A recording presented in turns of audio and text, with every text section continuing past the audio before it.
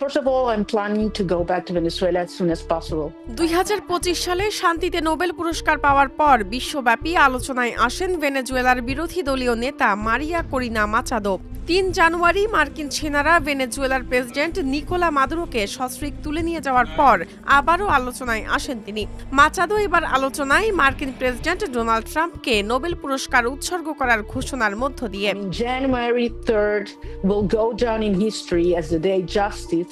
৫ December মার্কিন সংবাদ মাধ্যম ফক্স নিউজকে দেওয়া এক সাক্ষাৎকারে তিনি ট্রাম্পের ব্যাপক প্রশংসা করেন। মাচাদো বলেন, আমি এটি প্রেসিডেন্ট ট্রাম্পকে উৎসর্গ করেছি। আমি বিশ্বাস করি তিনি এর যোগ্য। ভেনেজুয়েলার বিরোধী দলীয় নেতা বলেন, ৩ জানুয়ারি ট্রাম্প যা করেছেন তাতে প্রমাণ হয় তিনি আসলেই এটির যোগ্য।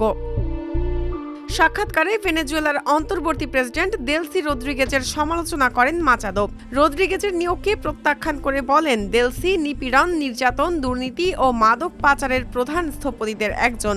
ভেনেজুয়েলার জনগণ রদ্রিগেজকে প্রত্যাখ্যান করছেন এবং ভোটাররা বিরোধীদের পক্ষে ছিলেন বলেও দাবি করেন তিনি।